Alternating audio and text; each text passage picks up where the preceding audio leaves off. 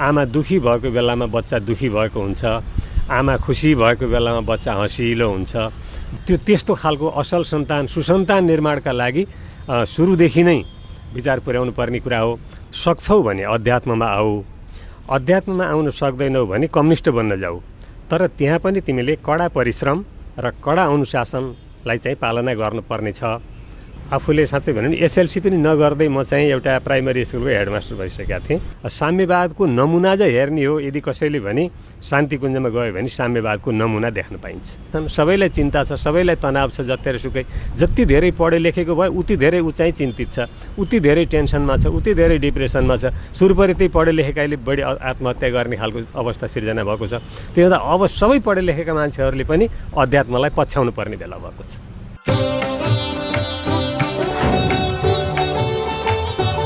संस्कारमालामा यहाँहरूलाई स्वागत छ। संस्कारमालासँगै उपस्थित भएको छु म कमल पौड्याल। संस्कारमालामा हामीहरूले धर्म, संस्कृति, परम्परा, योग, आयुर्वेद, साधना, योग, ध्यानको बारेमा कुराकानी गर्ने गर्दछौँ र तद्विषयमै विभिन्न किसिमका टिप्सहरू पनि तपाईँहरूमाझ राख्ने गर्दछौँ। तपाईँहरूले हाम्रो च्यानललाई यदि सब्सक्राइब गर्नुभएको छैन भने आज नै भर्खरै सब्सक्राइब गरिदिनु होला र सँगै आउने घन्टीलाई पनि बजाइदिनु होला। यति गर्नुभयो भने धर्म, संस्कृति, परम्परा, योग, ध्यानका विषयहरू तपाईँहरूले हेरिरहन पाउनुहुनेछ। आज हामीसँग तपाईँहरूले फ्रेममा हेरिसक्नु भएको छ एकजना विशिष्ट व्यक्तित्व कुराकानीको लागि आउनुभएको छ, संस्कार संवादको लागि आउनुभएको छ। विगत लामो समयदेखि यसै क्षेत्रमा काम गरिराख्नुभएका, अझ भनौँ वानप्रस्थी जीवन व्यतीत गरिराख्नुभएका डाक्टर विष्णु हरियाल विशालानन्दजी हामी समक्ष हुनुहुन्छ। उहाँले गायत्री परिवार, जुन अखिल विश्व गायत्री परिवार भनेर चिन्ने गरिन्छ, अखिल विश्व गायत्री परिवार हरिद्वारमा रहेको छ र यसले विभिन्न देशमा भनौँ विश्वका 120वटा देशहरूबाट आफ्नो सेवाहरू दिइराखेको छ र यो एउटा आध्यात्मिक सामाजिक संस्था हो। त्यस्तो आध्यात्मिक सामाजिक संस्थामा आबद्ध रहेर देश विदेश घुम्नुहुन्छ, संस्कारको कुराहरू गर्नुहुन्छ, बाल संस्कारशाला, प्रौढ संस्कारशाला र विशेष गरेर पुंसवन संस्कारशाला, जुन चाहिँ बच्चा पेटमै हुँदाखेरि बच्चालाई चाहिँ ट्रेन्ड गर्ने एउटा त्यस्तो खालको विधि रहेको छ पूर्वीय संस्कारमा, त्यसको पनि अवेरनेस दिँदै हिँड्नुहुन्छ। उहाँसँग हामी उहाँको जीवनबाट हामीले के कुरा सिक्न पाउँछौँ, उहाँको जीवनमा कस्ता कस्ता मोडहरू आइपुगे र उहाँले यो क्षेत्रलाई रोज्नुको मुख्य कारण के हो, किन यो लाइनमा चाहिँ उहाँ आउनुभयो, यी विषयमा आजको संस्कार संवादमा कुरा गर्नेछौँ। डाक्टर साहब, हजुरलाई स्वागत छ। धन्यवाद। डाक्टर साहब, अहिले यतिखेर बुटोल आइपुग्नु भएको छ। बुटोल के को सिलसिलामा आइपुग्नु भयो? म एउटा प्रशिक्षण कार्यक्रम थियो नेपालगञ्जको राजामा, अनि त्यसपछि गएर बर्दियाको गुलरियामा संस्कार सम्बन्धी बच्चैदेखि हामीले छोराछोरीहरूलाई गर्भैदेखि संस्कारहरू दिन सकिन्छ भन्ने बारेमा आमाहरूलाई दिने खालको प्रशिक्षण थियो। त्यो प्रशिक्षणको कार्यक्रम त्यहाँ सकेर म हिजो मात्रै बुटोलसम्म आइपुगेको छु। आमाहरूको लागि प्रशिक्षण भन्नुभयो, त्यो आमाहरूलाई दिने त्यो प्रशिक्षणमा चाहिँ के हुन्छ? आमाहरूले बच्चा गर्भमा भएको बेलामा जब बच्चा 3 महिना हुन्छ, गर्भमा गएको 3 महिना पुरा हुन्छ, त्यसपछि आमाहरूको खानपान, आमाहरूको चाहिँ सोचाइ चिन्तन, अनि त्यसपछि उनीहरूले चाहिँ कस्तो खानाहरू खानुपर्छ, कस्तो व्यवहारहरू गर्नुपर्छ, कस्ता कुराहरू सुन्नुपर्छ, कस्ता किताबहरू पढ्नुपर्छ, यसको बारेमा चाहिँ हामी आमाहरूलाई ती कुराहरू सम्झाइन्छ। जे पाइ जस्तो पाइ चिजहरू नखाने, शुद्ध सात्विक सुपाच्य आहारहरू चाहिँ गर्ने, अनि त्यसपछि गएर चाहिँ सकारात्मक चिन्तन राख्ने, सत् साहित्यहरूको चाहिँ स्वाध्याय गर्ने, त्यस्तो खालको वातावरणमा उनीहरू रहिराखे भने त्यो अवस्थामा चाहिँ उनीहरूबाट हुने सन्तानहरू सोचाइ पनि राम्रो भएका, विचार पनि राम्रो भएका, असल खालका महामानवहरू चाहिँ तयार हुन सक्छन्। यो खालको हामीले चाहिँ पहिला सुन्दै आएको कुरा हो।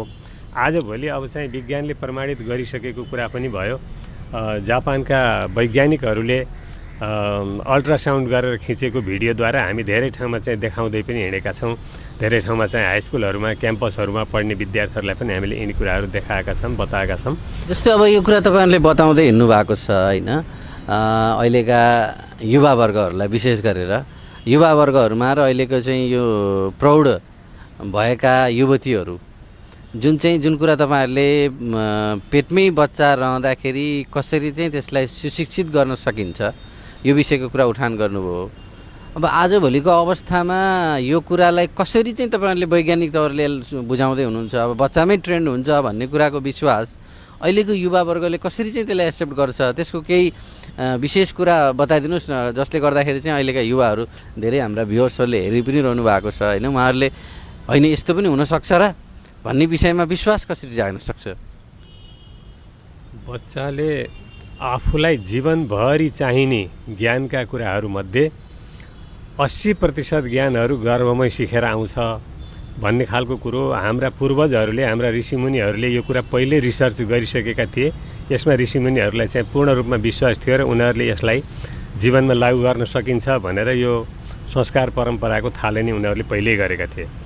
तर यो विज्ञानसँग सम्बन्धित भनौँ आजभोलिको चाहिँ यो वैज्ञानिक युगमा मान्छेहरूले त्यस्तो पनि कहीँ होला, यो त कथाहरू हो भनेर अविश्वास गर्ने खालको वातावरण पनि सिर्जना नभएको होइन। तर अहिले जब चाहिँ जापानको वैज्ञानिकहरूले बच्चा गर्भमा हुँदाखेरि खिचेको अल्ट्रासाउन्डबाट चाहिँ खिचेको जुन भिडियोहरू देखाइन्छ त्यो देखाएपछि आजभोलिको नयाँ पिँढीहरूले पनि यिनी कुराहरूलाई चाहिँ प्रष्ट रूपमा आफ्ना आँखाले देखिसकेपछि विश्वास गर्न सक्छन्। बच्चा गर्भमा छ, आमा दुखी भएको बेलामा बच्चा दुखी भएको हुन्छ, आमा खुसी भएको बेलामा बच्चा हँसिलो हुन्छ, बाबुआमा झगडा गरेका छन् भने बच्चाले पनि झगडा गर्न खोज्छ, अनि आमाले मिठा मधुर धुनहरू सुनेर बसिरहेको बेलामा बच्चा गर्भमै नाचेको त्यस्तो खालको भिडियो देखाइसकेपछि नपत्याउने कुरा हुँदैन। आजभोलिको नयाँ पुस्ताले पनि यिनी कुराहरूलाई पत्याउने मात्रै होइन अनुसरण पनि गर्न थालिसकेका छन्। पनि यो निकै नै राम्रो कुरा उठान गर्नुभयो होइन। यो त अहिलेको अवस्था, अहिलेको जेनेरेसन होइन, अहिलेको जुन वातावरण जसरी हाम्रो समाज पश्चिमा संस्कृतिमा चाहिँ जसरी लसिरहेको छ, हुन त आजभोलि बेबी सावर भनेर गोद भराई भनेर 8औँ महिना 9औँ महिनामा मान्छेहरूले गरिरहेको हुन्छन्। यो गर्ने कतिखेर हो होइन, कुन बेला चाहिँ यसलाई हामीले अपनाउने हो, हाम्रो जीवनमा चाहिँ यसलाई कसरी चाहिँ समेट्न सकिन्छ, अथवा चाहिँ त्यो गर्भवती भएको बेलामा कुन समयमा चाहिँ यसलाई हामीले अपनाउनु ठिक हुन्छ? बच्चा गर्भमा गएको 3 महिना पुरा भइसकेपछि उसको हृदय गति पनि चल्न थाल्छ र मस्तिष्क पनि क्रियाशील हुन थाल्छ, उसले सोच्न सक्ने हुन्छ। त्यसो भएको हुनाले चाहिँ 3 महिना पुरा हुने बित्तिकै आमालाई यिनी कुराहरू सुनाइयो, सिकाइयो भने त्यो बेलामा चाहिँ आमाले राम्रा कुराहरू सोच्न थालिन् भने ती राम्रा कुराहरू आमाले सोच्ने बित्तिकै सिधै बच्चाको चाहिँ दिमागमा ज्ञानको रूपमा चाहिँ प्रवेश गर्ने भएको हुनाले त्यो 3 महिनाको हुँदाखेरि गरिने पुंसवन संस्कार, 6 महिनाको हुँदाखेरि बच्चा गर्भमा गएको 6 महिना पुरा हुँदाखेरि गरिने सीमन्तोन्नयन संस्कार, यिनी संस्कारहरू, अनि त्यसपछि गर्भाधान संस्कार अब आजभोलि त्यति साह्रै सुहाउँदो बुझिँदो चाहिँ नहुन सक्ने भएको हुनाले त्यसलाई चाहिँ आजभोलि गर्भाधान संस्कारमा गरिनुपर्ने कुरा अनि सीमन्तोन्नयनमा गर्नुपर्ने कुराहरूलाई समेत जोडेर पुंसवन संस्कार बिचमा 3 महिना पुरा हुँदाखेरि कमसेकम एउटा संस्कारलाई त चालु गर्न सकिन्छ भनेर यसरी चाहिँ त्यो तिनटैकोलाई चाहिँ जोडेर एकै ठाउँमा चाहिँ लिएर आएर गर्ने परम्परा आजकल बसेको छ। यो व्यस्त जमाना भएर नै भने गर्नुपर्ने 3टा अलग अलगै गर्यो भने त्यो त साह्रै उत्कृष्ट सन्तान जन्मिने हो। जसरी राजा दशरथका पहिला सन्तान थिएनन्, जब उनले पुत्रेष्टि यज्ञ गरे त्यसपछि उनका 4 भाइ छोरा भए, ती 4 भाइ छोराहरू भगवान बने। हामी उनीहरू सबैलाई भगवानको रूपमा मान्छौँ, राम लक्ष्मण भरत शत्रुघ्न सबैलाई चाहिँ थाहा भएकै कुरा हो। त्यो त्यस्तो खालको असल सन्तान सुसन्तान निर्माणका लागि सुरुदेखि नै विचार पुर्याउनु पर्ने कुरा हो। तर आजभोलि यो परिस्थिति, यो परिवेशमा कतिपय ठाउँमा नमिल्न सक्ने भएको हुनाले गर्भाधान संस्कार र सीमन्तोन्नयनलाई समेत जोडेर पुंसवनमा चाहिँ एउटासम्म कमसेकम गराइदिउँ भनेर त्यस्तो खालको नयाँ परिपाटीमा चाहिँ मिलाइएको छ। यो वैज्ञानिक अध्यात्मवादमा कमसेकम 3टालाई एउटैमा गराएर भए पनि संस्कारबाट मान्छे वञ्चित नहोस् भन्ने मान्यता राखिएको। जस्तो 3 महिनामा पुंसवन संस्कार गरिन्छ भन्नुभयो होइन, यो 3 महिनामा पुंसवन संस्कार गर्दाखेरि यसका विधिहरू के छन् होइन, यसलाई कसरी गर्न सकिन्छ? अब अहिले धेरैको पेटमा अथवा चाहिँ गर्भ होला होइन, धेरैको छ पनि। उहाँहरूले यदि यो भिडियो हेर्दै हुनुहुन्छ भने चाहिँ के गर्ने, उहाँहरूको लागि चाहिँ के सुझाव दिनुहुन्छ, अथवा चाहिँ उहाँहरूले के गर्दा चाहिँ यो गर्न सक्नुहुन्छ? किन भन्दा आजभोलि पूजा गराउने गुरुहरूलाई पनि धेरै कुरा थाहा नहुनसक्छ पुंसवन संस्कारमा के गर्ने, के गरिन्छ। यसको पनि केही एउटा प्रोसेस होला नि त, कस्तो छ, के छ प्रोसेस? कुनै पनि संस्कारहरू गर्दा यज्ञको साथमा गर्नुपर्छ। यज्ञ बिना कुनै पनि संस्कारहरू सम्पन्न हुँदैन। अनि यज्ञको साथमा चाहिँ पुंसवन संस्कार जोडिँदाखेरि पुंसवनमा आउने कुराहरू त्यति धेरै छैनन्।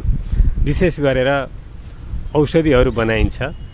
पिपलको मन्टा, बरको जरा र गिलोय, जसलाई हामी गुर्जो पनि भन्छौँ, अमृता पनि भनिन्छ, यी 3 चिजहरूलाई चाहिँ पिसेर मिलाएर औषधि बनाइन्छ। त्यो औषधि आमाले गहिरो गरी सास लिँदै त्यसलाई चाहिँ सुँघ्ने र आफूभित्र भएको बच्चासम्म त्यसको प्रभावलाई चाहिँ पुर्याउने भावना चाहिँ जोड दिनुपर्छ। आमालाई चाहिँ तिनी कुराहरू सिकाएर त्यो औषधि सुँघ्न दिइन्छ। खाँदाखेरि पनि राम्रो हुन्छ, आमालाई पनि राम्रो हुन्छ, बच्चालाई पनि राम्रो हुन्छ। कसैले सुँघेर मात्रै राख्न पठाउने गर्नुहुन्छ। मैले त त्यो खाना नै ठिक हुन्छ भनेर खानै दिने गराउँछु।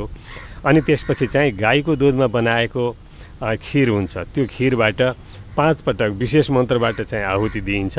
अनि भगवानलाई चाहिँ 5 पटक आहुति अग्निमा चाहिँ स्वाहा गरिसकेपछि जुन बचेको खिर हुन्छ त्यसलाई त्यो गर्भवती आमाले यज्ञ भगवानलाई चढाएको प्रसादको रूपमा मैले यो प्रसाद ग्रहण गर्दैछु।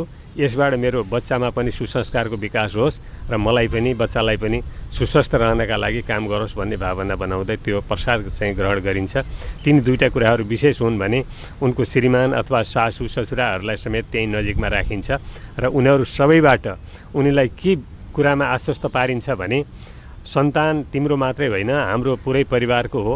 हाम्रो परिवारको मात्रै होइन, त्यो भोलि गएर समाज र राष्ट्रको पनि हित गर्न सक्ने खालको एउटा चाहिँ आदर्श नागरिक बन्न सकोस्। उसले भोलि गएर हाम्रो चाहिँ परिवारको नाम राख्नुको साथै आफ्नो नाम राख्नुको साथै समाज र राष्ट्रको पनि नाम राख्न सक्ने खालको सन्तान भइदियोस् भन्ने खालको भावनाहरू चाहिँ बनिरहनुपर्छ। तिमी मात्रै चिन्तित हुने होइन, हामी सबैले त्यसलाई राम्रो सन्तान बनाउनका लागि हामी सबैको सहयोग तिमीले पाउनेछौ भनेर त्यो गर्भवती आमालाई आश्वस्त पार्ने खालको र उनलाई चाहिँ आशीर्वाद दिने खालको क्रियाकलापहरू यसमा चाहिँ जोडिएको हुन्छ। निकै नै राम्रो। यो प्रक्रिया गर्दाखेरि कति टाइम लाग्छ? यो यज्ञको साथमा चाहिँ यसलाई गर्दाखेरि कमसेकम 1.5 घन्टादेखि 2 घन्टासम्मको समय लाग्छ। कुनै दिन त्यस्तो दिनभरि बसेर 2-3 घन्टा बसेर यज्ञ गर्ने समय छैन भने त्यस्तो परिस्थितिमा साँझमा दीप यज्ञको रूपमा पनि यसलाई मैले धेरै ठाउँमा चाहिँ नि क्याम्पसमा पढाउने सरहरूको अनि त्यसपछि चाहिँ डाक्टरहरूको घरमा पनि बसेर चाहिँ दीप यज्ञको साथमा पनि पुंसवन संस्कार चाहिँ सम्पन्न गराएको छु। दीप यज्ञको साथमा गर्दाखेरि कमसेकम पौने घन्टादेखि 1 घन्टासम्मको बिचमा सम्पन्न गर्न सकिन्छ। हामीले कुराकानीको सुरुमै निकै नै गहन विषय, निकै नै सुन्दर विषयको उठान गरिसकेका छौँ। अलिकति प्रसङ्ग बदलौँ, यसमा पनि फेरि हामी पछि आउनेछौँ। यसलाई विस्तृत रूपमा हामीले हाम्रो च्यानलबाट पनि तपाईँहरूलाई प्रसारित गर्ने कोसिस गर्नेछौँ। यो उठान भइसकेको छ, तपाईँलाई के लाग्छ यो विषयमा त्यो हाम्रो कमेन्ट बक्समा लेखिदिनु होला। र अब तपाईँ यो क्षेत्रमा हुनुहुन्छ लामो समयदेखि होइन, यो क्षेत्रमा लाग्ने प्रेरणा कहाँबाट पाउनुभयो अथवा चाहिँ तपाईँको अन्तर हृदयबाट आफै जाग्यो अथवा चाहिँ कसरी चाहिँ तपाईँभित्र यो जाग्यो, यो अध्यात्म, यो धर्म, संस्कार, संस्कृतिको विषयमा चाहिँ तपाईँको झुकाव कसरी भयो? मैले लगभग 30 वर्षसम्म चाहिँ हेडमास्टर पेसामा रहेँ र जागिर छोडिसकेपछि खाली भएको बेलामा अलिअलि मलाई चाहिँ रोग लाग्न सुरु भयो। अनि रोग लागिसकेपछि स्वस्थ भएर जिउने उपायहरू के छ त भनेर खोजी गर्ने क्रममा म प्राकृतिक चिकित्साबाट चाहिँ मान्छे जीवनभर स्वस्थ रहन सक्छ भन्ने कुराहरू सुने। त्यो सुनिसकेपछि मलाई चाहिँ त्यो प्राकृतिक चिकित्सा र योग, हाम्रो विषयलाई चाहिँ एनडीवाईडी भन्छन्, हाम्रो पीएचडीको विषय होइन, एनडीवाईडी हो हाम्रो चाहिँ हामीले गरेको चाहिँ जुन योग्यता हो। त्यो विषय पढ्न गइसकेपछि मलाई अलिकति अध्यात्मतिर झुकाव भयो र त्यो अध्यात्मतिर झुकाव भइसकेपछि अध्यात्मको खोजी गर्ने क्रममा म चाहिँ शान्तिकुञ्ज हरिद्वारमा पुगेँ। यतापट्टि परीक्षा दिएर सकेँ, उतापट्टि शान्तिकुञ्ज हरिद्वारमा पुगेँ। त्यहाँ गएपछि चाहिँ वैज्ञानिक अध्यात्मवाद भन्ने कुरा चाहिँ मैले सुनेँ। अनि त्यो वैज्ञानिक अध्यात्मवाद, आजको आवश्यकता वैज्ञानिक अध्यात्मवाद भन्ने कुरो सुनिसकेपछि मलाई त्यो विषयमा चाहिँ राम्ररी अध्ययन गर्न मन लाग्यो। आजभोलि पनि म साँच्चै भनिदियो भने वैज्ञानिक अध्यात्मवादको विद्यार्थी हुँ। मैले अध्ययनलाई बिसाएकै छैन।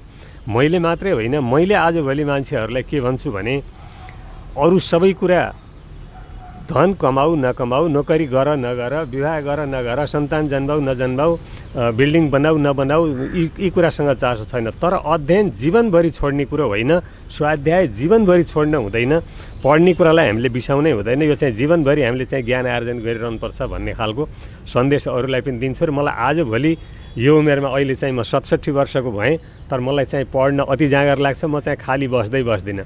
मोबाइलमा पनि म त्यति धेरै समय खर्च गर्दिनँ, टिभीको अगाडि त झन् बस्दिनँ।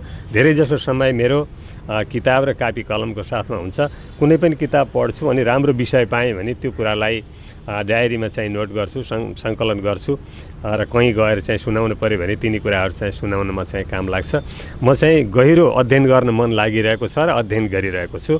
यिनी कुरामा मलाई चाहिँ त्यहाँ जाने प्रेरणा भनेको त्यो प्राकृतिक चिकित्सा र योग विषय लिएर चाहिँ जब गोरखपुरमा पढ्दै थिएँ त्यसै बेलादेखि मेरो मन चाहिँ त्यतापट्टि चाहिँ झुकाव भएको। जस्तो अब योभन्दा पहिलेको तपाईँको जीवनकाल होइन, यो स्पिरिचुअलिटीमा अथवा अध्यात्ममा लाग्नुभन्दा पहिले तपाईँले के गर्नुहुन्थ्यो, तपाईँ कुन क्षेत्रमा हुनुहुन्थ्यो, तपाईँले आफ्ना जीवनचर्याहरू, तपाईँको दैनिक जीवन त्योभन्दा पहिले कसरी व्यतीत हुन्थे र पहिलेको तपाईँको साधारण जीवनशैली र अहिलेको आध्यात्ममा लागिसकेको जीवनशैलीको अन्तर के छ?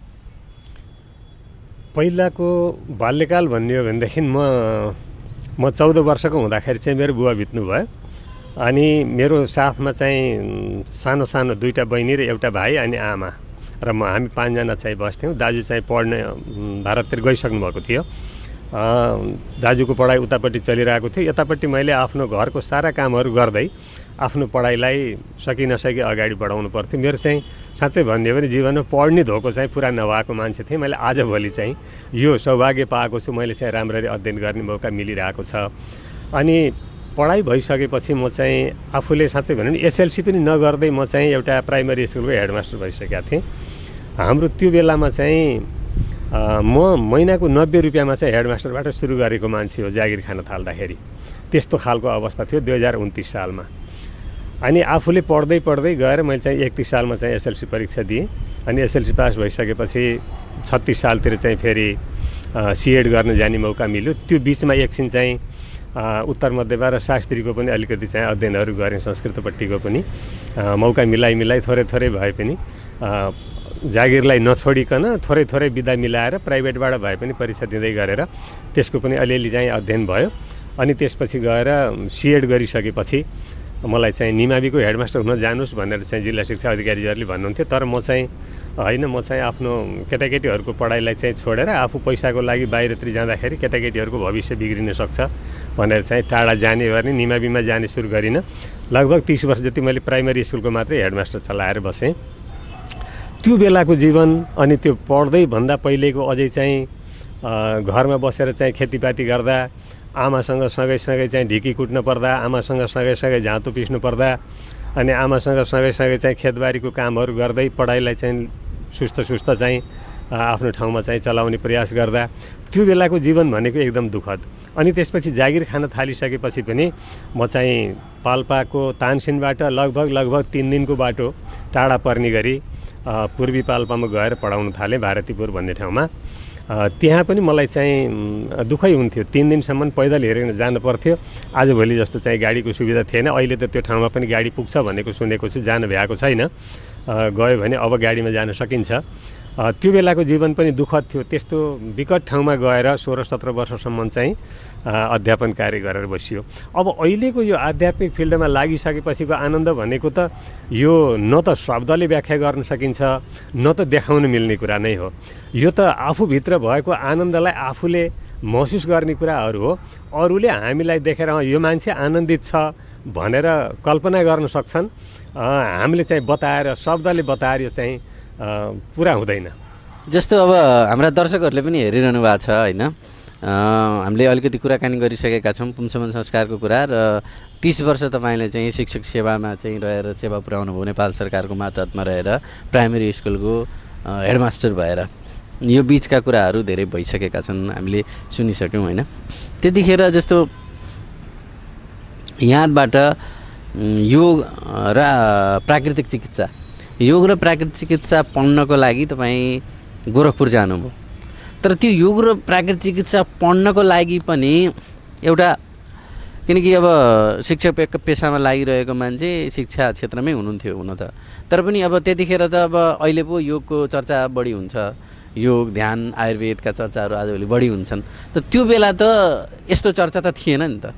थिएन, यस्तो खालको जुन योगको हाइट छ त्यो थिएन त्यतिखेर। तर त्यो नहुँदै पनि तपाईँमा कहाँबाट त्यो अचानक आयो कि होइन योग पढ्नुपर्छ, त्यसको लागि म जान्छु भन्ने खालको त्यो भित्रबाट कतै कसैले तपाईँलाई प्रेरणा दियो जानुस् भन्यो, अथवा आफैले चाहिँ होइन यो गर्नुपर्छ भन्ने खालको अध्ययनले आयो, के भयो? म काठमाडौँमा डाक्टर योगी विकासानन्दजीको मनोक्रान्तिसँग चाहिँ त्यो बेलामा आबद्ध भएको थिएँ र मनोक्रान्ति साधक सङ्घ भनेर एउटा गठन गरिएको थियो त्यहाँ केन्द्रमा काठमाडौँमा। त्यसको प्रत्येक महिनामा मिटिङ बस्थ्यो। म बुटोलबाट चाहिँ त्यहाँ प्रत्येक महिनामा मिटिङमा आउने जाने गर्थेँ। त्यहीँ हाम्रा केही साथीहरूसँग प्राकृतिक चिकित्सा पढ्न जाम भन्ने खालको सल्लाह भयो। अनि त्यहीँको साथीहरूसँग हामी त्यस वर्ष गोरखपुरबाट एनडिवाइडी गर्नेमा 13 जना हामी नेपाली साथीहरू थियौँ। साथीहरूले कुरो राखिसकेपछि मलाई पनि अलिकति स्वस्थ हुने मन पनि भएको, आफू स्वस्थ रहँदै अरूलाई पनि स्वस्थ राख्ने खालको सल्लाह दिन सकिने खालको हुन्छ भन्ने खालको बुझिसकेपछि साथीहरूसँग जाम भनेपछि म त्यतापट्टिबाट प्रेरित भएर गएको। पक्कै पनि एउटा प्रेरणाको रूपमा अथवा साथीभाइको सल्लाहले चाहिँ विकासानन्दको कार्यक्रमहरूमा जाँदाखेरि त्यहाँबाट चाहिँ प्रेरणा पाउनुभयो होइन। अब तपाईँले 30 वर्षसम्म शिक्षक सेवामा काम गरिरहँदाखेरि तपाईँ आफै पनि एउटा चाहिँ राजनीतिक विचारधाराबाट चाहिँ अगाडि बढिरहेको मान्छे होइन, कम्युनिस्ट विचारलाई चाहिँ अँगालेर चाहिँ आफूले समाजलाई चाहिँ सेवा दिइरहेको बेलामा अब यो यस्तो गरी अचानक तरिकाले चाहिँ अब कम्युनिस्टको विचारधारा बोक्ने मान्छे पनि हुनुहुन्थ्यो। शिक्षकको युनियनमा साथ तपाईँ हुनुहुन्थ्यो। म शिक्षक सङ्गठनको सचिव थिएँ, शिक्षक सङ्गठनको केन्द्रीय प्रतिनिधिसम्म भएको मान्छे हो। मैले जागिर गर्दाखेरि शिक्षक सङ्गठनमा आबद्ध थिएँ। शिक्षक सङ्गठनको आजीवन सदस्य पनि हुँ। म अहिले पनि शिक्षक सङ्गठनको आजीवन सदस्यता पनि लिएको मान्छे हुँ। अब शिक्षक सङ्गठनमा रहेर राजनीति गरेका मान्छे होइन, अचानक यो यसरी चाहिँ स्पिरिचुअलिटी अथवा यो अध्यात्ममा चाहिँ कसरी लाग्नुभयो होइन, त्यसको र यसको सामञ्जस्यता के छ, अथवा छ अथवा छैन, अथवा अहिले कम्युनिस्ट विचारधारामा हुनुहुन्छ हुनुहुन्न त्यो हामीलाई थाहा छैन, तर यो बिचको चाहिँ सामञ्जस्यता कसरी भयो? हामीले सामान्य मान्छेले हेर्दाखेरि त यो एक आपसमा मिल्ने कुरा होइन भन्ने बुझिन्छ होइन। वैज्ञानिक अध्यात्मवाद भनेको साम्यवादसँग मिल्दो कुरा हो। हाम्रो गुरुजीले पण्डित श्रीराम शर्मा आचार्यज्यूले कार्ल मार्क्सलाई महर्षि कार्ल मार्क्स भनेर सम्बोधन गरेर एउटा किताबै लेख्नु भएको छ उहाँको जीवनीको बारेमा। अनि लौह पुरुष स्टालिन भन्नुभएको छ, महामानव लेनिन भन्नुभएको छ। र गुरुजीले एउटा वाक्य के पनि लेख्नुभएको छ भने सक्छौ भने अध्यात्ममा आऊ, अध्यात्ममा आउन सक्दैनौ भने कम्युनिस्ट बन्न जाऊ, तर त्यहाँ पनि तिमीले कडा परिश्रम र कडा अनुशासनलाई चाहिँ पालना गर्नुपर्ने छ भनेर बताउनु भएको छ। त्यसो हुँदाखेरि अध्यात्म र कम्युनिजम भनेको एकदम शत्रुता दुष्टता होइन, यो एकदम एउटै खालको हो। साम्यवादको नमुना चाहिँ हेर्ने हो यदि कसैले भने शान्तिकुञ्जमा गयो भने साम्यवादको नमुना देख्न पाइन्छ। शान्तिकुञ्ज कहाँ छ? यो हाम्रा दर्शकहरूलाई थाहा नहुनसक्छ, कहाँ गएर हेर्ने यो साम्यवादको चाहिँ नमुना केन्द्र कहाँ छ होइन? यो हेर्न चाहनुभयो भने तपाईँले त आफूले भोगिसक्नुभयो, यो कहाँ जानुपर्छ? यो शान्तिकुञ्ज भन्ने ठाउँ चाहिँ हरिद्वारमा पर्छ। यो साम्यवाद भनेर हामीले चाहिँ जुन कुरा पहिला मार्क्सवादको अध्ययन गर्दाखेरि सुन्ने गरेका थियौँ त्यो कुरा मैले त्यहाँ गएपछि बुझेँ।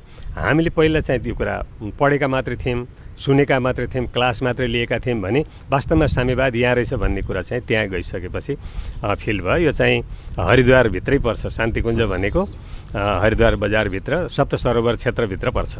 जस्तो अब एउटा कुरा अलिकति यहाँनिर अलिकति जस्तो देखियो होइन, हाम्रै देशमा अहिले यतिखेर कम्युनिस्टको शासन चलिरहेछ होइन। कम्युनिस्टको राजनीति गर्नेहरूले चाहिँ धर्म अफिम हो, धर्म अपनाउने चिज होइन होइन, यो सामन्ती चिज हो, अफिम हो भनेर अझै विशेष गरेर त अफिम हो भनेर नै प्रचार गरिन्छ होइन। अब यसमा अलिकति अब अध्ययनको कमी भएर हो अथवा नबुझेर हो के हो, यो तपाईँलाई के लाग्छ?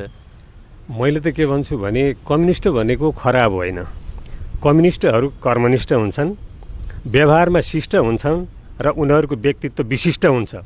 त्यस्तो मान्छे मात्रै कम्युनिस्ट बन्न सक्छ भन्ने मलाई लाग्छ।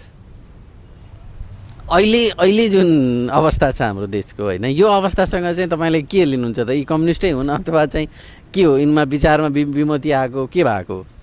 हामीले जुन बेलामा चाहिँ मार्क्सवादको अध्ययन गर्थ्यौँ त्यो बेलाको र अहिलेकोमा एकदमै फरक छ। त्यो बेलामा चाहिँ अति अध्ययन गर्नु पर्थ्यो, मार्क्सवादी बन्नका लागि, कम्युनिस्ट बन्नका लागि धेरै अध्ययन गर्नु पर्थ्यो, धेरै क्लासहरू लिनु पर्थ्यो र धेरै वर्षसम्म त्यसमा काम गरिसकेपछि मात्रै चाहिँ पार्टी सदस्यता पाइने खालको चलन हुन्थ्यो।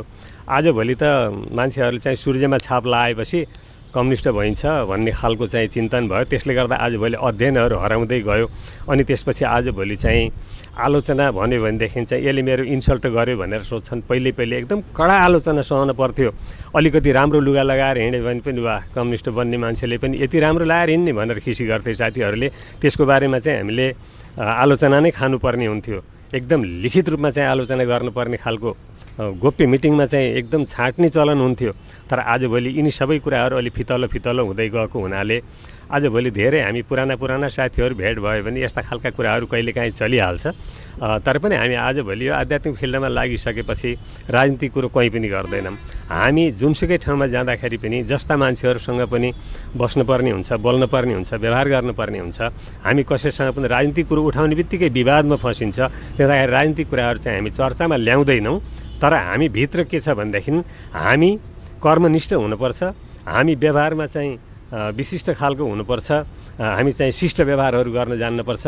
हामी चाहिँ ठग्ने, ढाँट्ने, चोर्ने, लुटपाट गर्ने त्यस्तो खालको क्रियाकलापहरू हामी हुन हुँदैन। कम्युनिजम भनेको एकदम अनुशासित वर्ग हो।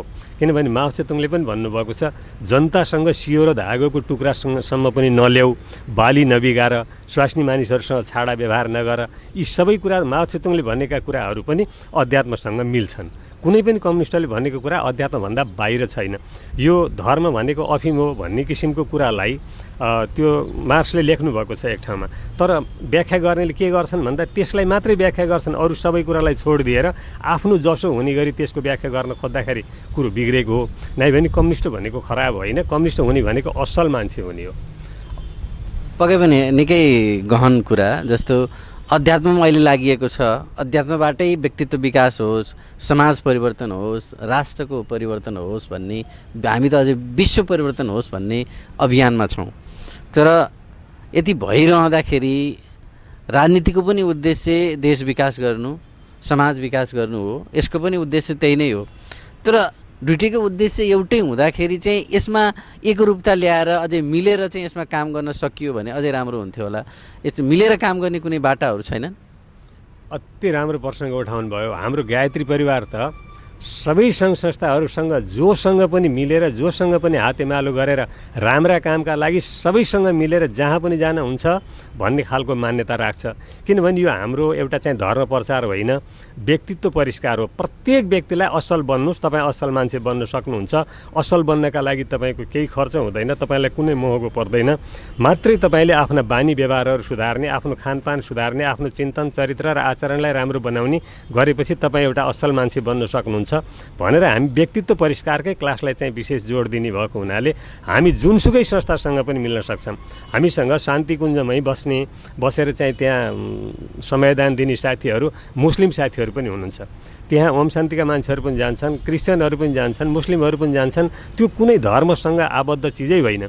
हामीले मात्रै मान्छेहरूलाई चाहिँ तपाईँ संस्कारित हुनुहोस्, तपाईँ शिष्ट हुनुहोस्, सभ्य हुनुहोस्, शालीन हुनुहोस्, यही खालका कुराहरू मात्रै सुनाउने भएको हुनाले हामी त कसैसँग पनि विवाद गर्नुपर्ने कुरै छैन।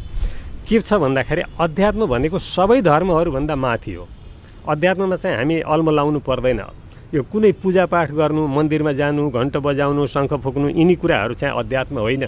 यो त एउटा चाहिँ अध्यात्मतिर लाग्ने सामान्य बाटो मात्रै हो। अध्यात्म भनेको सबैभन्दा माथिल्लो स्तरको कुरा हो। त्यसमा चाहिँ हामी अल्मलाउनु पर्दैन। अध्यात्म भनेको आफूलाई चिन्नु हो, सत्मार्गमा हिँड्नु हो र सत्कर्म गर्नु हो। जस्तै अब सबै आउँछन् गायत्री परिवारमा, मुस्लिम पनि आउँछन्, ब्रह्मकुमारी पनि आउँछन्, क्रिस्चियन पनि आउँछन् भन्नुभयो होइन? गायत्री परिवारमा के छ त्यस्तो? गायत्री परिवारले के त्यस्तो चिज दिन्छ जसले गर्दाखेरि चाहिँ मान्छेको व्यक्तित्व परिष्कार हुन्छ, मान्छेको व्यक्तित्व विकास हुन्छ? के छ गायत्री परिवारमा त्यस्तो जुन चाहिँ मान्छेहरूलाई दिइन्छ? गायत्री परिवारले मात्रै होइन, हाम्रो पूर्वीय दर्शनभित्रै त्यति धेरै राम्रा खालका कुराहरू छन् जुन कुरा अहिले अमेरिकाले आफ्ना बच्चाबच्चीहरूलाई नर्सरी क्लासदेखि संस्कृत पढाउन थाल्यो र 5 क्लासको कोर्समा अमेरिकाले चाहिँ गीतामा भएका कुराहरू सबै जोड्न थाल्यो। 5 क्लासको विद्यार्थीहरूले त्यहाँ गीतामा हामीले चाहिँ सुन्दै नसुनेका कुराहरू अथवा हामीले गीता पढ्दाखेरि मात्रै थाहा पाउने कुराहरू त्यहाँ कक्षा 5 को विद्यार्थीले पढ्ने बनायो भनेपछि शान्ति कुञ्जले मात्रै होइन, अब सबै विज्ञानलाई चाहिँ पछ्याउनेहरूले सबै देशका वैज्ञानिकहरूले यस्ता कुराहरूको खोज गर्न थाले कि पूर्वीय दर्शनभित्र के छ, त्यसभित्र भएको कुन कुराले मान्छेलाई यति सुखी र आनन्दित बनाउन सक्छ, किन मान्छेहरू यति शान्त रहन सक्छन्, किन यस्तो आनन्दित हुन सक्छन्, यसभित्र के छ भनेर अब सबै वैज्ञानिकहरूले यसैभित्र खोज गर्ने बेला भयो। हाम्रा ऋषिमुनिहरूले पहिल्यै थाहा पाएको कुरा वैज्ञानिकहरूले अब पछि थाहा पाउन थालेका छन् र त्यसलाई चाहिँ उनीहरू मनोविज्ञानको रूपमा प्रयोग गर्न थालेका छन् कि यसभित्र मनोवैज्ञानिक कुराहरू छ, मनलाई चाहिँ परिष्कृत गर्ने, आत्मालाई परिष्कृत गर्ने, सुव्यवस्थित गर्ने कुराहरू, मनलाई शान्त राख्ने कुराहरू, यी सबै कुराहरू पूर्वीय दर्शनभित्र रहेछ भनेर अब वैज्ञानिकहरूले खोजी गर्नुपर्ने बेला भयो। किनभने मान्छे सबै टेन्सनमा छन्, सबैलाई चिन्ता छ, सबैलाई तनाव छ, जत्तिसुकै जति धेरै पढे लेखेको भयो उति धेरै ऊ चाहिँ चिन्तित छ, उति धेरै टेन्सनमा छ, उति धेरै डिप्रेसनमा छ। सुरुपरि त्यही पढे लेखेकाले बढी आत्महत्या गर्ने खालको अवस्था सिर्जना भएको छ। त्यही भएर अब सबै पढे लेखेका मान्छेहरूले पनि अध्यात्मलाई पछ्याउनु पर्ने बेला भएको छ। निकै नै गम्भीर कुरा उठान गर्नुभयो। जसले जति बढी पढेको छ उही बढी टेन्सनमा छ, उही बढी डिप्रेसनमा छ। अब सायद हामीले लिएको शिक्षामा उसले त्यति धेरै पढ्यो पढ्नलाई, तर त्यति धेरै पढ्दा पढ्दै पनि के पढ्न बिर्स्यो त उसले, जसले गर्दाखेरि चाहिँ उसलाई टेन्सन भइरहेछ, डिप्रेसन भइरहेछ। अहिलेको हाम्रो शिक्षामा शिक्षा छ, ज्ञान छैन। शिक्षा नै ज्ञान होइन, शिक्षा सूचना हो। किताबमा भएको कुरा अथवा शिक्षकले भनेका कुराहरूबाट हामीले केही थाहा पाउँछौँ, सूचना पाउँछौँ। तर ज्ञान भन्ने कुरा आफूभित्रबाट जागृत गर्ने कुरा हो। आफूभित्र ज्ञान छ, त्यो सुतेको ज्ञानलाई चाहिँ जगाउनुपर्छ। सुतेको ज्ञानलाई चाहिँ जगाउने खालको कुराहरू अहिलेको हाम्रो चाहिँ कोर्समा छैन। अहिलेको हाम्रो कोर्समा न त संस्कृत छ न त नैतिक शिक्षा छ। संस्कृत विषय हुँदासम्म 2-4वटा चाहिँ श्लोकहरू राम्रा खालका चाहिँ पढ्न पाइन्थ्यो। आजभोलि तिनी कुराहरू छैनन्। त्वमेव माता च पिता त्वमेव जस्ता पनि छैनन्, गुरुर्ब्रह्मा गुरु विष्णु जस्ता पनि छैनन्, विद्या धनम सर्वधनम प्रधानम जस्ता पनि छैनन्। त्यस्ता खालका कुराहरू छैनन्। विद्या छैन, ज्ञान छैन, अहिले मात्रै शिक्षा छ। त्यसो भएको हुनाले चाहिँ अहिले पढ्दैमा भएको छैन। सर्टिफिकेट बनाउनु, पढ्नु, जागिर खानु, पैसा कमाउनु यिनी कुरा मात्रै ठुलो कुरा होइन, आफूभित्र ज्ञानको विकास गर्नु सबभन्दा ठुलो कुरा हो। त्यसकारण चाहिँ हामीले चाहिँ अध्यात्मलाई छोड्यौँ भने सुखी हुन सक्दैनौँ। विज्ञान र अध्यात्म भनेको एउटा चराको 2टा पखेटा जस्तो हो। 2टै पखेटा भयो भने चरो उडेर माथि जान सक्छ, तर एउटा पखेटो भाँचियो भने त्यो चरो चाहिँ उड्न सक्दैन, मात्रै छटपटाउन सक्छ। अहिलेको मान्छेको अवस्था त्यही हो। जतिसुकै पढेको भने पनि जीवन चाहिँ छटपटिएर बिताएको छ। अब यो कसरी हट्न सक्छ होइन? अब स्कुलबाट पनि संस्कृत शिक्षालाई हटाइयो, नैतिक शिक्षा पनि हटाइयो, बोर्डिङ स्कुलको पनि हालत त्यस्तै छ होइन? गुरुकुलहरू पनि त्यति राम्रोसँग चलिरहेका छैनन्, चलेकाहरू पनि कर्मकाण्डी स्तरमै सीमित भइरहेका छन् होइन? अब यो पूर्वीय दर्शनमा भएको यति ठुलो जुन एउटा सागर जस्तो चाहिँ ज्ञान छ, सागर जस्तो चाहिँ एउटा हृदयलाई उदार बनाउने जुन ज्ञान छ, यो ज्ञान अब कसरी मान्छेहरूमा फैलाउन सकिन्छ त? के गर्न सकिन्छ जसले गर्दाखेरि चाहिँ मान्छेले चाहिँ यसको रस चाख्न पाउनु अध्यात्मको? अब गुरुकुलीय शिक्षा पद्धतिमा एकजना गुरुले 20-25-30 जना विद्यार्थी राखेर पढाउँथे। 4-5 वर्षमा त्यो मान्छेलाई जीवनभरि चाहिने किसिमका ज्ञानका कुराहरू सिकाएर पुरै जीवन उपयोगी कुराहरू चाहिँ दिएर एउटा चाहिँ शिष्ट, सभ्य, शालीन, विनम्र व्यक्तित्व तयार गरेर उसलाई चाहिँ गुरुकुलबाट चाहिँ बिदा गरिदिन्थे। आजभोलि एउटा विद्यालयमा 25-30 जना 40 जना चाहिँ टिचरहरूले चाहिँ पढाउँछन्। विभिन्न किसिमका चाहिँ कोर्सहरू राखिएको छ र त्यसरी पढाउँदाखेरि पनि अहिले चाहिँ त्यो ज्ञान भन्ने चिज चाहिँ उनीहरूमा घुसाउन सकिएन। त्यसकारण हामी स्कुली शिक्षाको मात्रै पछि लागेर हुँदैन। अब हामी स्कुली शिक्षाको साथसाथै हामी जस्ता रिटायर टिचरहरूले जो चाहिँ शिक्षण पेसाबाट अवकाश प्राप्त भइसकेका साथीहरू हुनुहुन्छ, म उहाँहरूलाई जहाँ जाँदा पनि भन्छु, तपाईँ हामीलाई सरकारले पेन्सन दिएको छ, जहाँ बसे पनि हामीलाई चाहिँ खाने बस्ने व्यवस्था भएको छ। अब हामी ट्युसन होइन, कोचिङ होइन, अब हामी जति सकिन्छ त्यति विद्यार्थीहरू आफ्नो नजिकमा राखेर बाल संस्कारशाला चलाउनुपर्छ। किनभने मानव जीवनको प्राण हो संस्कार, सभ्य समाजको बाल संस्कार भन्ने एउटा कोटेसन छ। त्यसमा हामीले आफ्नो समाजलाई सभ्य बनाउने हो भने तपाईँ हाम्रो समाजभित्र बाल संस्कारको विकास हुनुपर्छ। तपाईँ हामीले जहाँ जति सकिन्छ आफ्नै घरमा राखेर, आँगनमा राखेर, बरन्डामा राखेर, छतमा राखेर, कोठामा राखेर जहाँ जति सकिन्छ अथवा स्कुलसँग कोठा मागेर बाल संस्कारशाला गाउँमा टोलमा चल्नुपर्छ। हामीले उनीहरूलाई राम्रा ज्ञानका कुराहरू दिनुपर्छ। केवल किताब मात्रै पढेर कोर्स पास गरेर सर्टिफिकेट मात्रै हातमा पारेको भरले अब मान्छेको जीवन सुखी र आनन्दित हुन सक्दैन। पक्कै पनि अबको आवश्यकता भनेको बाल संस्कारशाला। बाल संस्कारशालालाई चोकमा स्कुलमा गर्न सकिन्छ भन्नुभयो। यसलाई राष्ट्रिय स्तरको कार्यक्रम बनाउन सकिँदैन? यसलाई राष्ट्रिय स्तर कार्यक्रम बनाउन सकिन्छ। सरकारले पनि यसमा चाहिँ ध्यान दिनुपर्छ। अहिले हाम्रो चाहिँ संस्कृति ज्ञान परीक्षाको कार्यक्रम लिएर साथीहरू चाहिँ घुम्नु भएको छ। म पनि महेन्द्रनगर, धनगढी र नेपालगञ्ज 3 ठाउँमा चाहिँ शिक्षकहरूको भेला गर्दै 50-60 जना शिक्षकहरूलाई भेला गर्दै हामी चाहिँ अब स्कुलमा संस्कृति ज्ञान परीक्षा चाहिँ लिएर जाऊँ। संस्कृति ज्ञान परीक्षाको माध्यमबाट हामीले विद्यार्थीहरूलाई शिष्टता, शालीनता, विनम्रता, मानवीयता जस्ता कुराहरू सिकाउन हामीले खोजेका छौँ। यसलाई चाहिँ तपाईँहरूले साथ दिनुहोस् भनेर सबै ठाउँमा कुरो राखेका छौँ। शिक्षा अधिकारीहरूलाई पनि हामीले चाहिँ त्यसमा समावेश गऱ्यौँ। उहाँहरू पनि बस्नुभयो अनि उहाँहरूले पनि यो ज्यादै राम्रो कुरा हो, यसलाई चाहिँ अब सरकारले थाल्नुपर्ने बेला भएको छ। तपाईँहरूले घचघच्याउनु भएको छ, यो राम्रो पक्ष ल्याउनु भएको छ, सफल हुन्छ। हाम्रो देशलाई चाहिएको छ। सबैका छोराछोरीहरू आजभोलि बाबुआमाले भनेको नमान्ने नटेर्ने खालको अवस्थामा छन्। आफूलाई पढाउने शिक्षक शिक्षिकाहरूलाई पनि नटेर्ने अवस्था छ। त्यसमा हामी उनीहरूलाई शिष्ट बनाउन आवश्यक हो। त्यसमा तपाईँहरू ल्याएको कुरो चाहिँ सान्दर्भिक छ, हामी यसलाई चाहिँ साथ दिन्छौँ भन्ने खालको कुरा शिक्षा अधिकारीहरूले पनि भन्नुभएको छ। हेड सरहरूका भेलामा पनि त्यस्तो खालको कुरा निस्केको छ। अब पक्कै पनि सरकारले पनि यो कुरा सोचेको छ कि युवा जमात चाहिँ अलिकति विशृङ्खल भएको छ। त्यसमाखेरि हामी तिनीहरूलाई सही बाटो सही मार्गदर्शन गरेनौँ भने हामी जतिको अलिकति अनुभव प्राप्त गरेको अलिकति पाएको मान्छेले उनीहरूलाई ज्ञानका कुरा दिएनौँ भने पुग्दैन। त्यसकारण अब सरकारले पनि यसको बारेमा चाहिँ सोच बनाउँछ। पोहोर साल हामी 8000 विद्यार्थीहरूको बिचमा संस्कृति ज्ञान परीक्षा सञ्चालन गऱ्यौँ। अब अहिले यसपटक हामी कमसेकम 1 लाख विद्यार्थीको बिचमा पुग्ने भन्ने खालको सोच छ। पक्कै पनि निकै नै राम्रो सन्देश यहाँनिर संस्कृति ज्ञान परीक्षा नेपालभरि चलिरहेको छ, जुन चाहिँ संस्कार, संस्कृति, परम्परा, योग, ध्यानसँग सम्बन्धित करिकुलमलाई चाहिँ 1 लाख विद्यार्थीसम्म पुर्याउने योजना रहेको छ गायत्री परिवार नेपालको, जसले मुभमेन्ट चलाइराखेको छ। हामी निकै राम्रो कुराकानी गरिरहेका छौँ, निकै आनन्द आइराखेको छ। अब हामी थोरै विषयलाई प्रसङ्गलाई बदल्छौँ। उहाँले एउटा लामो जीवन व्यतीत गरिसक्नु भएको छ।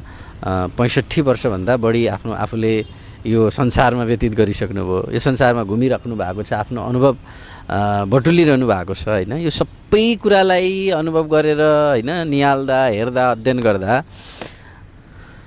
जीवन के रहेछ? जीवन त एउटा यात्रा हो अनि यसमा चाहिँ हामी जन्मिसकेपछि हामीसँग चाहिँ जीवनमा जे जोडिन आए, जो जोडिन आए तिनीहरू चाहिँ सबै यात्रामा भेट भएका यात्रु साथीहरू हुन्। आफ्नो स्टेसनमा सबैले त्यो आफ्नो यात्रा समाप्त गर्दै छोड्दै गर्छन्। या त कुनै स्टेसनमा हामी उनीहरूभन्दा पहिले छोडिने हुनसक्छ, या त कसैले चाहिँ हामीलाई त्यही गाडीमा छोडेर आफूहरू चाहिँ आफ्नो स्टेसनमा पुगेपछि झर्छन्। यी सबै इष्टमित्र, नातागोता, कुल कुटुम्ब, भाइ भतिजा, यी सबै कुराहरू चाहिँ हामी यो संसारमा आउँदा एक्लै आएको, जाँदा पनि हामी एक्लै जाने हो। यो चाहिँ हामीसँग अहिले जीवनभरि यहाँ रहँदा हिँड्दा घुम्दाखेरिका लागि फेला परेका साथीहरू हुन्। यिनीहरू सबैसँग हामी मेलजुल गरेर रहन जानियो भने सबैसँग चाहिँ बस्दाखेरि चाहिँ राम्रो रमाइलो हुन्छ। तर एक्लै हुँदाखेरि पनि दुःखी हुनु पर्दैन। म एक्लै आएको, म एक्लै जानियो भन्ने कुराहरूलाई राम्ररी बुझ्न र मनन गर्न सकिन्छ भने दुःखी चाहिँ कहिल्यै पनि नहुनुपर्छ। हामी दुःखी हुनका लागि जन्मेका पनि होइनौँ र हामीलाई चाहिँ दुःख पाउन् भनेर हाम्रा पुर्खाहरूले, हाम्रा बाबाआमाहरूले भनेका पनि होइनन् र भगवान्ले पनि हामीलाई चाहिँ तैँले दुःख पाएस् भनेका छैनन्। हामीसँग बुद्धि भयो भने हामी दुःखी हुन पनि पर्दैन। बुद्धि भएन भने त्यो सबै दुःखको कारण भनेको अज्ञानता हो भनेर सबै शास्त्रहरूले पनि व्याख्या गरेको कुरा हो। त्यसदाखेरि हामीसँग चाहिँ ज्ञान भएन भने मात्रै दुःखी हुने हो, ज्ञान भयो भने दुःखी हुन पर्दैन। निकै नै महत्त्वपूर्ण। ज्ञान भएन भने हामी दुःखी हुन्छौँ, त्यस कारण चाहिँ ज्ञान आर्जन गरौँ, सुखै सुख प्राप्त हुन्छ भन्नुभयो। अब हामी अन्तिममा पनि छन्, म केही प्रश्नहरू सोध्दैछु होइन। जीवन 65 वर्षभन्दा बढी बाँचिसक्दाखेरि जीवन के हो भन्ने कुरा त उहाँले भनिसक्नु, जीवनलाई एउटा यात्राको रूपमा परिभाषित गरिसक्नु भएको छ। हरेक मान्छेको जीवनमा म यो बन्न पाए हुन्थ्यो, म यो बन्छु भन्ने एउटा निश्चित लक्ष्य जस्तो हुन्छ होइन। तपाईँको पनि आफ्नो जीवनमा एउटा लक्ष्य थियो होला, तपाईँले आफ्नो लक्ष्य प्राप्त गर्नुभयो?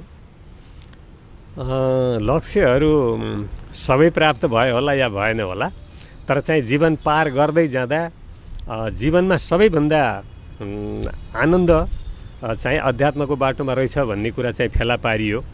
र त्यो लक्ष्य निर्धारण गर्दाखेरि मैले पढ्दाखेरि के पढेको थिएँ भन्दाखेरि कुनै पनि व्यक्तिले आफूले म के बन्ने भन्ने आफ्नो जीवन लक्ष्य चाहिँ गोल निर्धारण गर्ने भन्ने कुरो चाहिँ 25 वर्षभित्रमा चाहिँ गोल निर्धारण गर्नुपर्छ र बाँकी रहेको अरू जीवनमा चाहिँ त्यो गोललाई चाहिँ पुरा गर्नका लागि अगाडि बढ्न सकिन्छ भन्ने खालको कुरो पढेँ।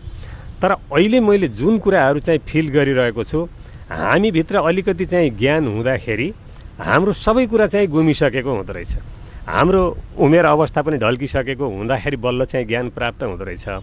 चर्चिलले के भनेका छन् भने 40 वर्षको भएपछि मात्रै मान्छेको आफ्नो जीवनको सुरुवात हुन्छ भनेर भनेका छन्। हाम्रो गुरुदेवले पनि भन्नुभएको छ, धेरैजसो महापुरुषहरूले अति राम्रा कामहरू 60 वर्षभन्दा माथिको उमेरमा लागेर गरेका छन्। त्यसमा मान्छेले चाहिँ अब बुढो भइयो, हामीले चाहिँ के गर्न सकिन्छ र भनेर चाहिँ हरेस खान हुँदैन। राम्रा कामहरू जहिलेसम्म पनि गर्न मिल्छ, बाँचुन्जेल गर्न मिल्छ। धेरै महापुरुषहरूको चाहिँ उदाहरण चाहिँ लेख्नुभएको छ उहाँले। राम्रा कामहरू गर्नलाई चाहिँ हाम्रो जीवन अझै बाँकी छ।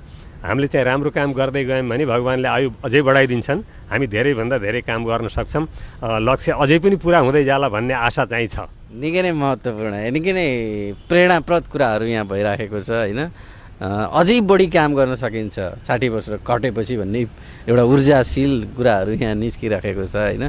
जस्तै अब चाहिँ एउटा हुन्छ नि मान्छेमा, अब यति वर्ष पुगेँ, अझै बल्ल जोस आइराखेको छ, अहिले बल्ल ज्ञान यस्तो गर्नुपर्ने रहेछ भन्ने खालको बोध आइराखेको छ होइन। अब यो भइदियो भने चाहिँ हो, अब यो भइदियो भने चाहिँ अझै राम्रो हुन्थ्यो भन्ने त्यस्तो केही छ? मान्छेले शारीरिक हिसाबले गर्नुपर्ने कामहरूमा 60 वर्षबाट माथि लागिसकेको मान्छेले त्यति धेरै गर्न सक्दैन। कुरा गर्दाखेरि आफूलाई चाहिँ म जति नै जवान छु, जतिसुकै शक्ति मसँग छ भन्ने खालको भाव भित्रबाट ल्याए पनि शारीरिक काम गर्नको लागि उसले त्यति धेरै गर्न सक्दैन जति जवानमा गर्न सक्थ्यो। तर ज्ञानको अनुभवको आधारमा गरिने जुन कुराहरू छ ती कुराहरू पहिल्यैभन्दा धेरै गर्न सक्छ। स्वामी विवेकानन्दले पनि के भन्नुभएको छ भने, तिमीले आफ्ना बच्चाबच्चीहरूलाई वृद्धहरूको साथमा राख, उनीहरूबाट धेरै ज्ञान प्राप्त गर्नेछन् भनेर चाहिँ भन्नुभएको छ। वृद्धहरूले साँच्चै भन्ने हो भने हजुरबा हजुरआमाहरूले नाति नातिनासँग बस्न पाउँछन् भने र नाति नातिनाहरू चाहिँ हजुरबा हजुरआमाको साथमा रहेर केही कुरा सिक्न चाहन्छन् भने उनीहरूले जीवनमा काम लाग्ने अति धेरै कुराहरू सिक्न सक्छन्। आजको जमानामा बाबाआमाहरूसँग बसेर सबै कुराहरू सिक्न उनीहरूलाई सम्भव हुँदैन, किनभने बाबाआमाहरू कमाउने काममा व्यस्त हुन्छन्। हजुरबा हजुरआमाहरू घरमा बसेका हुन्छन्, उनीहरूसँग त्यो नाति नातिनाहरू स्कुलबाट आएर खाली भएको समयमा हजुरबा हजुरआमाको नजिकमा बस्ने खालको वातावरण भइदियो भने साह्रै राम्रो हुन्छ। तर दुर्भाग्यको कुरा के भने आजभोलि त हजुरबा हजुरआमाहरू वृद्धाश्रममा, नाति नातिनाहरू बोडसमा, अनि त्यसपछि बाबाआमा आफ्नो काममा। त्यसो भएको हुनाले चाहिँ परिवार छिन्न भिन्न भएको अवस्था हुनाले केटाकेटीहरूले हजुरबा हजुरआमाबाट हामीले जुन किसिमका कुराहरू सुन्न पाउँथ्यौँ, साँझ सुत्ने बेलामा चाहिँ ल आज यो कथा भन्नुहोस्, ल आज यो कथा भन्नुहोस्, ल आज गाउँ खाने कथा भन्नुहोस्, यस्तो भनेर चाहिँ आफूभन्दा ठुला मान्छेहरूलाई हामी चाहिँ जुन झिझ्याउने दुःख दिने गरेर धेरै राम्रा कुराहरू सुन्ने सिक्ने मौका पाउँथ्यौँ, त्यो आजभोलिको बच्चाबच्चीहरूले नपाउने खालको वातावरण सिर्जना भएको छ। यो चाहिँ दुःखद कुरा हो। पक्कै पनि अब अन्तिममा छौँ। अन्तिममा एउटा मात्रै प्रश्न म यहाँनिर राख्न चाहन्छु। धेरै कुराहरू हामी गरिसकेका छौँ, पुंसवन संस्कारदेखि लिएर अध्यात्मसँग सम्बन्धित कुराहरू। अब अन्तिममा जाँदा जाँदै एकदम छोटो शब्दमा, मान्छे दुःखी छ, पक्कै पनि यो संसार दुःखमय हो होइन, तथापि मान्छेले के गर्यो भने चाहिँ यो जीवन जुन छोटो जीवन छ अथवा लामो जीवन छ, यो जीवन चाहिँ सुन्दर हुनसक्छ, सुखी हुनसक्छ। यसको बारेमा हामीलाई हाम्रा बाआमाहरूले पनि एकदम सुनाइरहेको कुरो, पटक पटक भनिरहेको एउटा उखान छ, सन्तोषम परमम सुखम, सन्तोषमा नै सुख छ, त्यसमा सन्तोषी बन है भनेर चाहिँ हाम्रा बाआमाहरूले दिएको चाहिँ सन्देश छ, हाम्रा पूर्वजहरूले दिएको सन्देश छ हाम्रा अगाडि। जहिलेसुकै हामीले मनन गर्नुपर्ने कुरा त्यो हो, हामी सबभन्दा बढी दुःखी विसन्तोषी भएर चाहिँ पाउने हो। बढी चाहिँ हामीसँग आकाङ्क्षा महत्त्वाकाङ्क्षा बढी छ। हामी चाहिँ आफूलाई चाहिँ भयङ्कर माथि उठेको देख्न चाहन्छौँ, अरू कोही भन्दा पनि तल नभए हुन्थ्यो भन्ने खालको हाम्रो चिन्तन रहन्छ। त्यसैले हामीलाई दुःखी बनाएको छ। र गुरुजीको एउटा वाक्य के छ भन्दाखेरि सुखी हुने दुईवटा मात्रै उपाय बताउनु भएको छ उहाँले। त्यो सुखी हुने दुईवटा उपाय के हुन् भने एउटा हो आवश्यकतालाई कम गर्ने, दोस्रो हो परिस्थितिसँग तालमेल मिलाउने।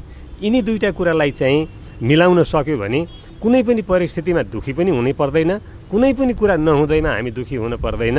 यो परिस्थितिसँग तालमेल मिलाउने र आवश्यकतालाई कम गर्ने कुरा पनि सन्तोषम परमम सुखम भन्ने हाम्रा बुवाआमाहरूले हामीलाई सुनाएको उखानसँग मेल खान्छ। जीवनलाई सुखी र आनन्दित बनाउने मुख्य उपायहरू यिनै। पक्कै पनि आफ्ना केही अनुभवहरू, आफ्ना केही ज्ञानहरू हामी समक्ष राखिदिनु भयो, त्यसको लागि धेरै धेरै धन्यवाद। म पनि यहाँलाई चाहिँ धेरै धेरै धन्यवाद दिन चाहन्छु। यो कार्यक्रमलाई धेरैभन्दा धेरै हाम्रा भाइ बहिनीहरूको बिचमा पुर्याइदिनुहोस्, धेरैभन्दा धेरै आमाहरूको बिचमा पुर्याइदिनुहोस्, जसले गर्दा आमाहरूले आफ्ना सन्तानहरूलाई सानैदेखि गर्भैदेखि संस्कारित बनाउन सिकुन् र जन्मिसकेका बच्चाहरूलाई पनि राम्ररी संस्कार दिएर सन्तानहरूलाई सुसंस्कारित सुसन्तानमा परिणत गर्न सुमाताहरू तयार हुन सिकुन्। यिनै कुराहरूका साथ म पनि बिदा चाहन्छु। धन्यवाद। धन्यवाद। पक्कै पनि साथीहरू, हामी निकै नै विशिष्ट कुराकानी गऱ्यौँ आज। तपाईँहरूलाई हाम्रो कार्यक्रम कस्तो लाग्यो, जस्तो लाग्यो त्यस्तै हाम्रो कमेन्टमा लेखिदिनु होला। केही सुझाव सल्लाहहरू छन् भने पनि कमेन्ट बक्समा राखिदिनु होला। तपाईँहरूका सुझाव सल्लाहलाई हामी मनन गर्नेछौँ र आगामी दिनमा तपाईँ के विषयमा भिडियो हेर्न चाहनुहुन्छ, के विषयमा चाहिँ सामग्री राख्दा उपयुक्त हुन्छ, त्यो विषयमा पनि हामीलाई कमेन्ट बक्समा आफ्ना प्रतिक्रियाहरू अवश्य जनाउनु होला भन्दै बिदा हुन्छु। नमस्ते।